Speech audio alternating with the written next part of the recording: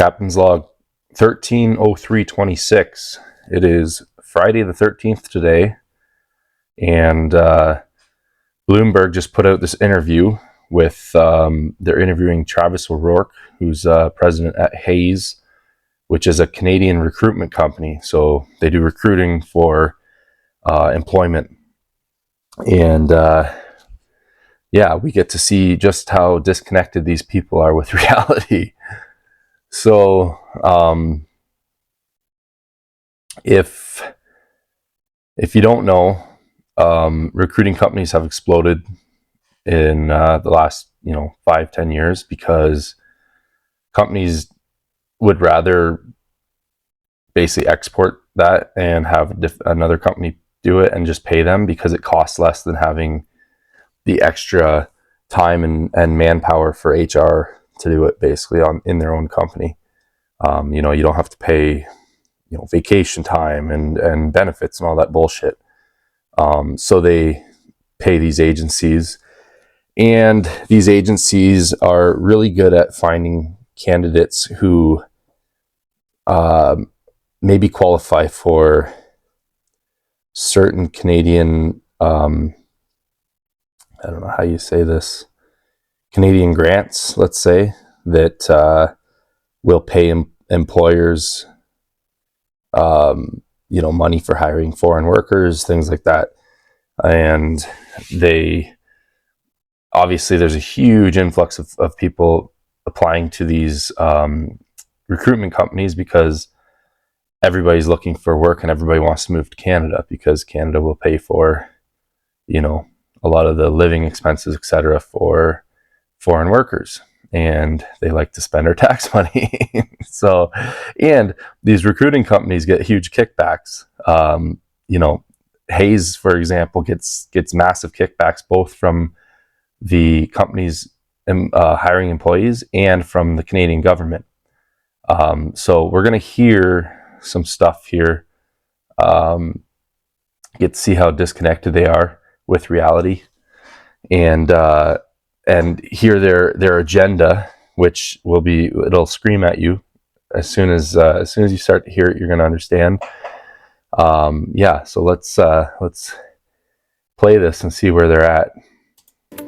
Canada lost the most jobs in more than 4 years last month, driven by declines in full-time employment and the private sector.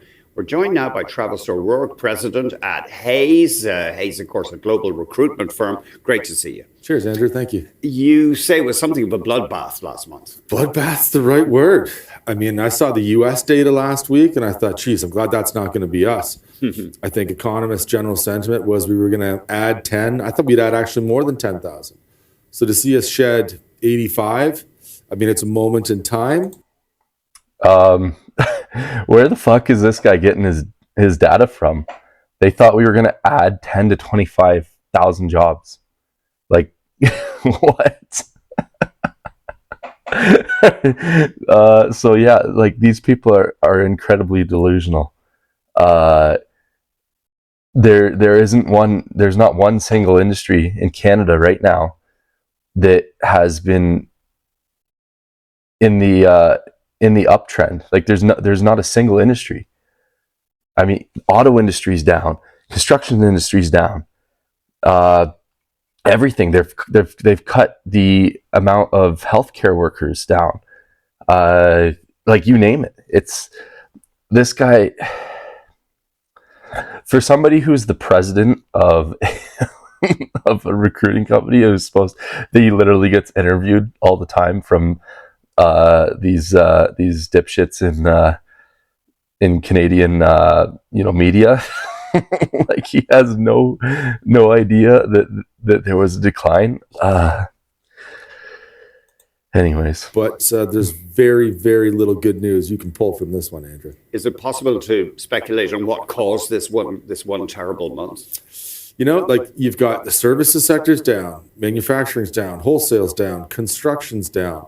To actually find positive, this is a general softening across the whole country. Now, like I say, it is a moment in time. From someone who lives and breathes and buys groceries on employment data, I'm not. Yeah, he lives and breathes and buys his groceries from employment data, but doesn't understand that we're in a massive recession right now.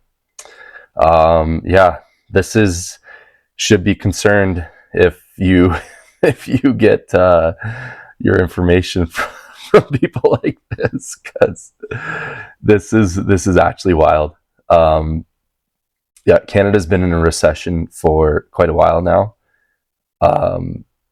Yeah, it's across the entire sector, everything. So, yeah, and it says right there, 83,900 jobs were shed in the last month. So, you know, that's huge. That's for especially for a country that's the size of Canada, not a huge place. I mean, we used to have a strong middle class and almost, probably some of the best employment data in the G7. Like we actually 10, 20 years ago, it's probably closer to 20 now. I'm getting a little old now, but 20 years ago, we had some of the best data for employment. We had one of the strongest middle classes in the entire world. And that was due to factors such as our energy sector. We had not only we have a strong energy sector, we also had cheap energy, which, if you know anything about economics, that means a whole heck of a lot. So we had things going for us in we were going in the right direction. There's always things you can do better, but this guy doesn't know what he's talking about, and this is going to be very clear. Not going to sweat this one. This is bad, but anecdotally at Hayes, this is not what we're seeing. And I think the spring and summer, we're going to get better data. That's interesting. Yeah, so no. it won't continue at this dismal rate. Listen, what we're seeing on the ground and what economists are predicting was not this number. I think there's so many good things happening in the Canadian economy. A lot of the infrastructure investments that Carney's made. Yesterday was a great one. Infrastructure investments. Here's one. Build the frickin' pipelines. Build the pipelines. Like, what infrastructure investments are we doing that actually matters? Like, these people are out of control, man. Honestly, we live in this weird, bizarro world where there's people who, you see on TV and, the elites and all these things, and they're so disconnected from what's actually happening in reality that it's like watching a movie from, somewhere else. And you're like, okay, well, maybe there it makes sense, but like, it doesn't make sense at all here. This guy is delusional. He actually delusional. Either that or he's lying through his teeth, which, it's Canada, so that would also make a lot of sense. But it's like, where are they going to get the money for all this? Even if they wanted to invest in infrastructure, where are they going to get the money? Like, are they going to tax the shit out of us, which they already are? Like, how much more tax can they take? If you don't know anything about Canada, a good percentage of that tax money goes to organized crime, goes to like all kinds of other places across the world. It fills politicians' pockets. So what percentage are they going to give up of that? And then they're going to touch on this in a second, but Canadian bureaucracy is probably the deepest bureaucracy in the entire world.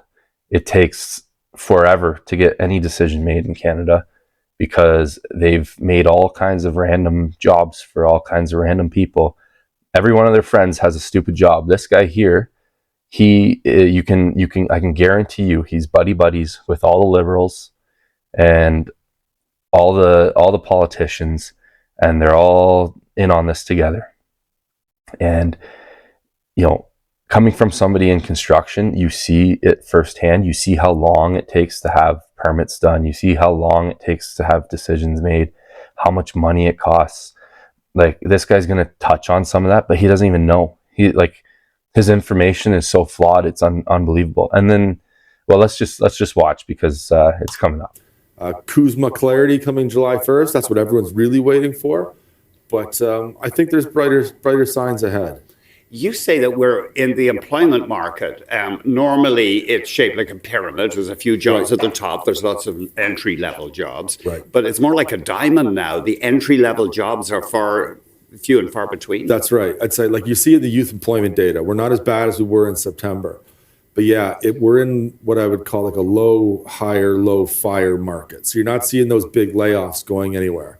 But that diamond shape, where to get in that entry-level role right now is very difficult. Yeah, because there's no jobs, and nobody's going to risk their job right now, and nobody's wanting to retire. In fact, most people cannot retire at the same age that they normally would have in the middle class. So unless you had one of those big fancy jobs where you were, CEO or whatever, all of the boomers are happy right now. They're all getting close to retirement age. They have money in the bank. A lot of them have extra property and all that. But anyone else, like the millennials, all that, they're holding on for dear life, holding on to their job, whatever they can do. Their houses are getting repriced right now as we speak. Everybody's in for some tough times, and I think a lot of people are going to learn the hard way on a lot of this. But there's, they're talking about entry-level jobs. 90% of these jobs that these recruiters are promising people don't actually exist. People put out, companies will put out hiring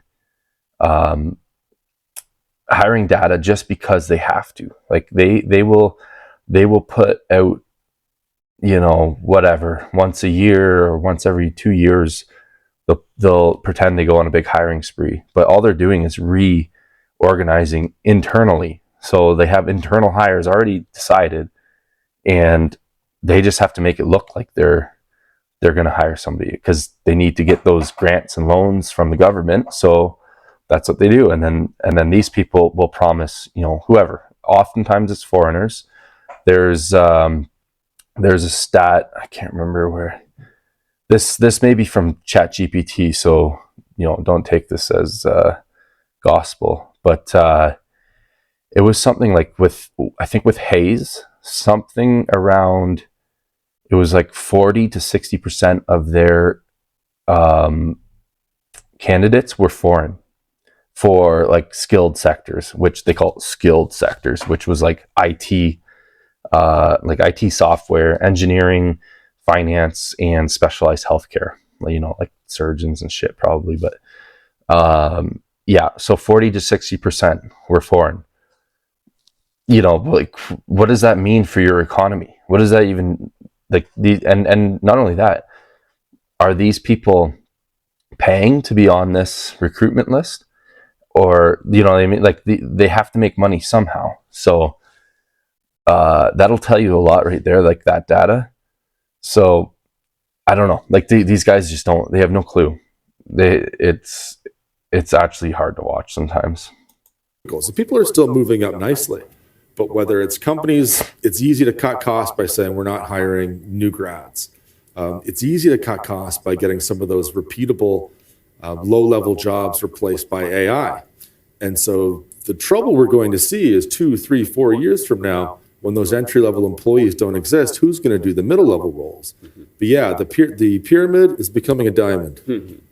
And I guess some of the middle management jobs will start going with AI as well. Certainly the white-collar ones, yeah. I think it becomes a lot easier to make decisions. Data is a little bit more readily available. You need fewer people to make those calls. AI is changing everything.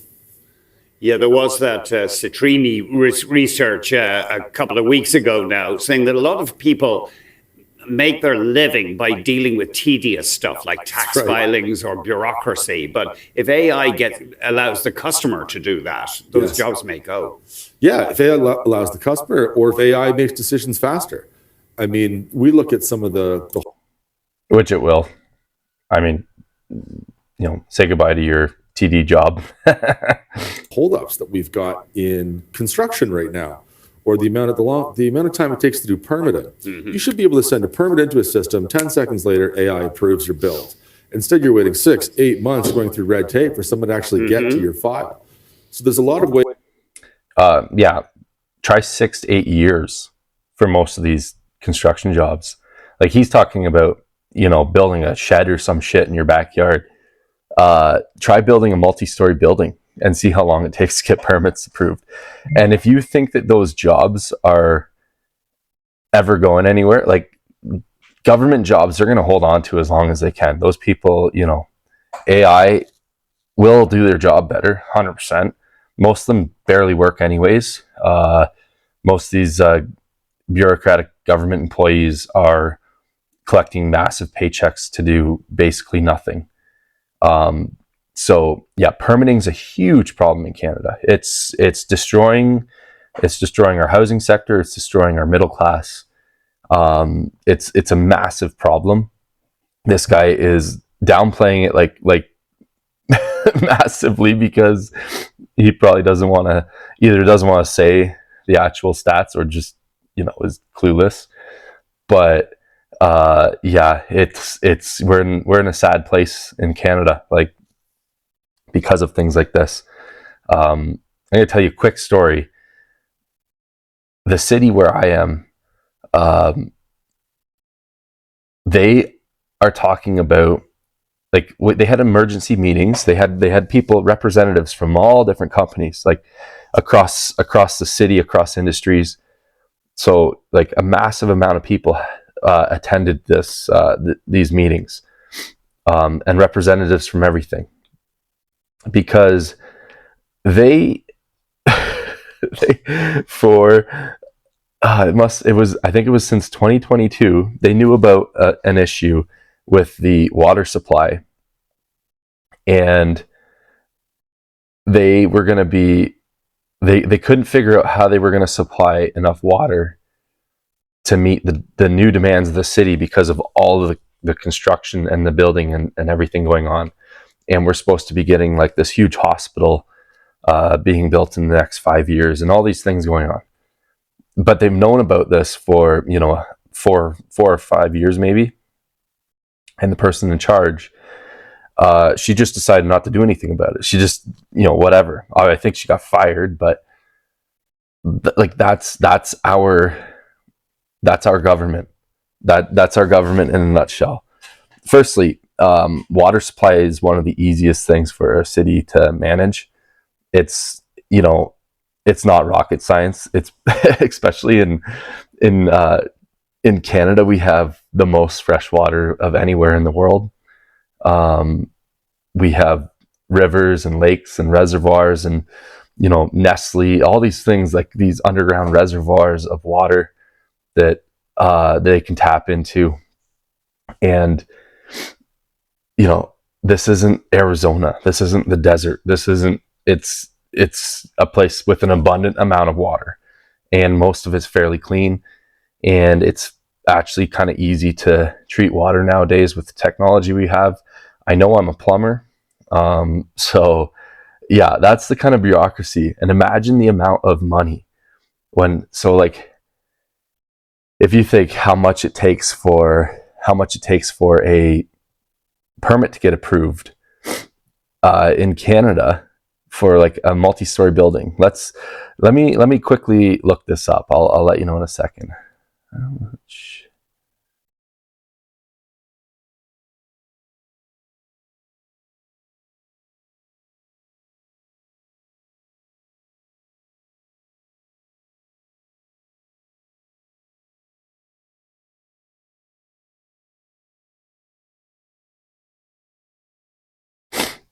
Excuse me. Let's see.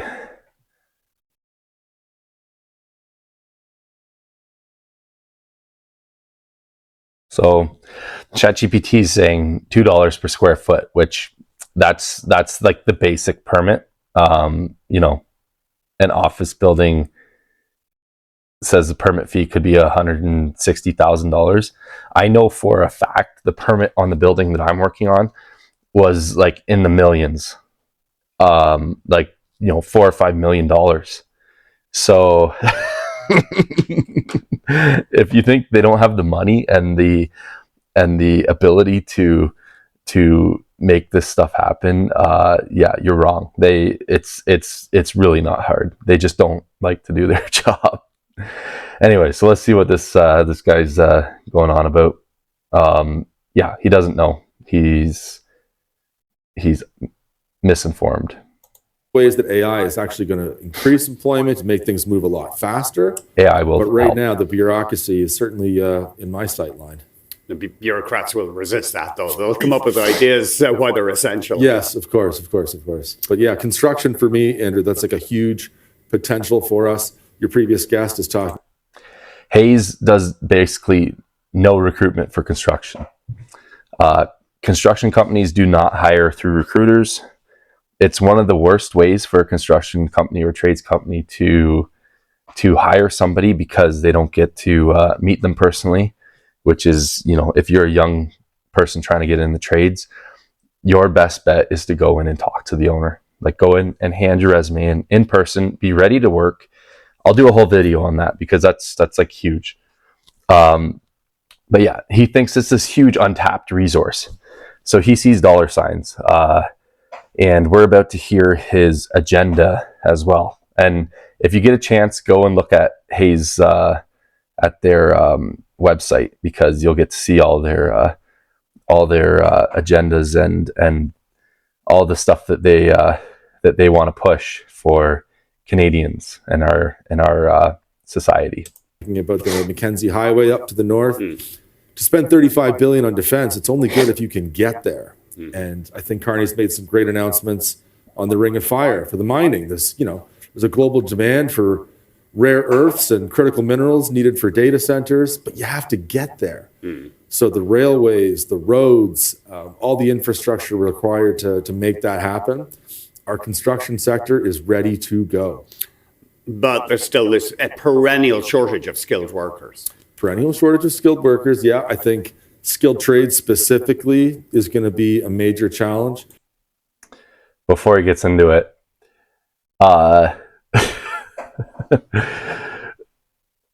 don't you just pay people better? Like, why don't you incentivize people for this work? You know what I mean? Like, they canceled the apprenticeship incentive grant and the apprenticeship completion grant. They canceled it. So like that used to be how you would get through school. Hey, you got to drive to wherever and take school. You're going to be unemployed for 2 months. But in the end, you get this money back, and you can pay for all your bills and all the shit you had. Like, you still have to pay for trade school and stuff. And you would get this grant that would help you pay for that. And they got rid of it. Like, what young guy looks at that and is like, oh, well, they definitely want us to get in the trades, and they definitely want us to get in the industry. No, they don't give a shit about you. Our government is such a flop. It's unbelievable.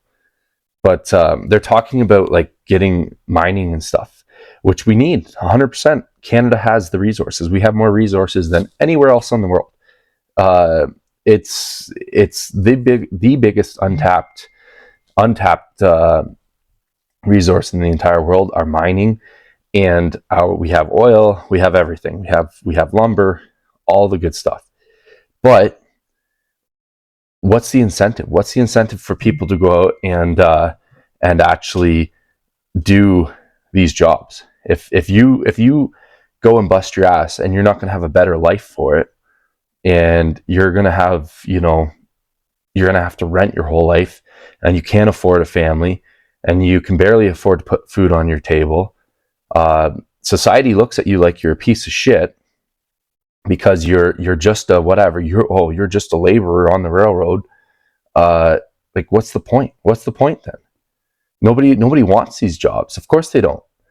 And it's not going to change unless they start actually incentivizing it in some way.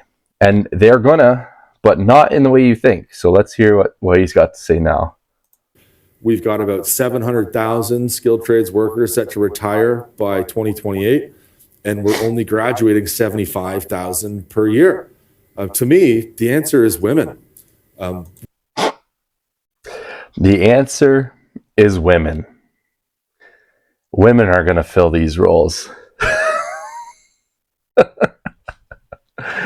So instead of incentivizing young men who generally want to do this work, they're going to try to talk women into doing it, and they're going to give them all kinds of shit. They're going to give them free money and whatever. They always do.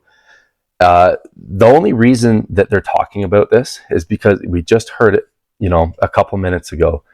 He's talking about all these middle-level bureaucratic jobs that they're going to lose. All these middle-level, jobs at the bank, jobs at whatever. And who's going to suffer? Well, those were all cushy jobs that women did. So now, because they think women are going to suffer from this, they're going to try to push them into trades work. Oh man, it's unbelievable. Like, you, as a young guy, if you live in Canada, like, they fucking hate you. Honestly, it's unbelievable. I feel bad for you guys. I mean, I'm in it as well. But anybody who's like any of the young, like the Gen Z and whoever the next one is, Gen Alpha, like, I'm sorry, guys. I don't know what to say. We live in this society that they treat you like shit, and they're gonna try to push whatever women into these jobs, and they're gonna talk about, well, we need to promote women and blah blah blah.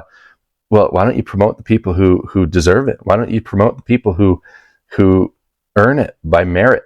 And if that's not women, that's not women. Like, it's the same thing when like firefighting and stuff. Oh, we have to have a certain amount of women in these roles. Well, if my 6'5", 300-pound ass is burning in a building, I don't want some woman coming in who can't lift me. I want some dudes coming in who can get me the hell out of the building. It's insane. Like, if you can do the job, you can do the job. I'm not saying that. If you're a chick who can do the job, then whatever. But A, most chicks don't want to do that. B, if you're not as good as the guys, then you're not as good as the guys. That's the fact. Like, if you can't do it as good as the guys, then you shouldn't be promoted just because you're a chick. Like, that's fucking retarded. This actually pisses me off, and it should piss you guys off too. And our young guys are going to suffer for this, and it's, again, anything because women. If women are affected by whatever, then it's always a huge deal, and it's all over our media, and it's all over whatever. But they don't give a shit about suicide statistics. They don't give a shit about any of the other stuff that affects the guys. They don't give a shit about the incentive grants for just everyone, for regular people. Even that, you got $1,000 if you completed your terms of school, and then you got, I think, $2,000 for completing your entire apprenticeship. So you had like 2 terms where you get $1,000 to pay for the term, and then you would get $2,000 if you passed your C of Q, which would pay for your 3rd term, basically. And then, all the other stuff that you had to pay for. The women got like double that. They literally got double just for having a vagina. Like, how does that make sense? You want to incentivize women to get in the trades. Why does it matter? Like, why do you need to push people into this sector? Like, if they don't want to do the job, if they wanted it, they would be here. If women wanted to do the work, they would be in the trades. Like, who gives a shit? It's literally the last bastion of manhood and manly trades, like manly work. It's the last thing that hasn't been destroyed by feminism. So it's like, who cares? Why do you have to push people into that? They don't want it anyways. They don't want to be, plumbers, they don't want to be whatever. And I guarantee you, they're not going to be like, hey, women, you should go do garbage pickup. You should go do whatever. And if they did, it'll be because they're paying a shitload of money for it. But they're never going to push women into the jobs that like are not glorious. They're going to push women into like, hey, you should be an electrician, and then we're going to promote you in the union, and we're going to make you a union rep, or we're going to have you go out and be an influencer for women, and blah blah blah. Like it's never it's never them taking jobs that are the low level shitty jobs that nobody wants to do. They always push them, oh, we got to promote them and we got to make them, these badass boss bitches and all this shit. It's getting so old and it's getting so dumb. And, I'm going to say it right now. The best tradesmen are always going to be better than the best tradeswomen. That's a fact. That's a fact. Guys, like, our brains are wired to do this. That's what we do from when we were kids. And I'm not saying that women can't be better than some men. Like, there's some women who are better than some men, but they're not better than the best men. And that's the big statistic that everybody fucking likes to forget, is that we're going to cherry pick these outliers who, okay, Sally wants to do welding. Fucking sure. Then let Sally do welding, and if she merits her job and she does a good job and she whatever, then she's going to get hired, because guess what? Your boss wants the work done, and he wants it done properly, and he wants it done fast. So he's going to take the best person for the job. But if you're not the best person for the job, I don't give a shit if you have a cock or a vagina. You don't deserve the job. Like, why are we just giving these jobs to people just because they're whatever, a woman, or they're from whatever freaking country? Like, well, we have to hire more minorities. Like, who fucking cares? We need to do the work that needs to be done. This is the problem with our country. This is why Western civilization is going to die. It's because of shit like this. Women are so underrepresented within skilled trades. And I think they're about 8% of total trades. When you get into fields like welding, it goes down to about 4%. Mm-hmm. So we cannot address the gap in skilled trades without engaging females into that workforce. Yeah, that's a big waste, all right. Yeah, I guess. Yeah, it's a big waste. Right now, they're talking about this huge shortage of workers, but there's basically no work for anybody at the moment. Our auto sector is failing. They keep saying we need millions and millions of houses built, but who's going to pay for them? Like, Canadians can't afford to buy and build houses anyways. It costs so much money. We just went over how much it costs for permitting alone. That's before you do anything. That's before you've paid for engineering and drawings, and now you're going for a permit. So you've already paid millions of dollars for engineering and drawings, and now you're paying millions of dollars for a permit to put up a freaking multi-story building that nobody's going to be able to afford to rent from or to live in. And then houses is a whole nother thing. Like, can you personally think of yourself? Can you personally afford to build a house right now? Like, minimum for a tiny little shack, it's going to be $300,000 to build, just to build it. That's insane. That's insane. It's like, these people are delusional. They're absolutely delusional.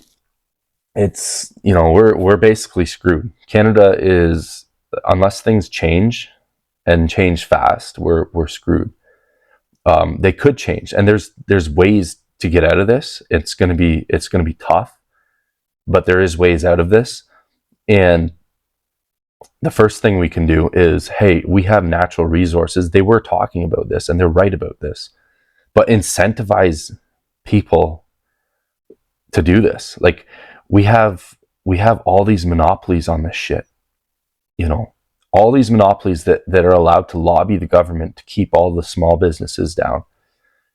Instead, we need to allow competition and allow Canadian competition and the small businesses to go after these jobs, go after these resources, build the pipelines, build all the shit that we need, all the infrastructure we need. As soon as you start doing that and you create the competition, incentivize young men to get into trades and to get into proper, like, construction and all these things, all the jobs that everybody likes to look down on is the stuff that we need right now, and boost our middle class and give these people a proper life. Have like you can't sit there and tax everybody into oblivion and tax your middle class into oblivion and expect that you're going to have a prosperous country. Like, everything that they do is fake. Everything they do is absolutely fake, and it's ridiculous. Like, they allow our banks to screw us. They allow insurance to screw us. Everything, and they're all in on it. They're all in on it. It's an absolute gong show. Yeah, this is such a good example of the absolute delusion that we have in this country. Again, I feel really bad for the next generation. I don't know. I wish I knew what to tell you guys. Like, it's not good, and it used to be a lot better. It was different. It was, tougher for, you had to be mentally tough in a lot of ways, but at least there was hope, and at least you had like a chance. But now, you're basically fighting a giant system in the government, like a giant cancerous system that hates you. And I don't know I wish I knew what to tell you about that. All I know is that if it's either going to change, either somebody's going to change it and do the right thing, or everything's going to collapse. We're all going to be in the same boat anyways, and you might as well have some skills as a man, have some physical skills to get yourself through. So it's not a bad idea to still go for these jobs, but everything's slowing down, so I really don't know what to tell you. Yeah, and unfortunately that's how it is right now. So I don't really know what else to say tonight. But yeah, that's it for now. Delta out.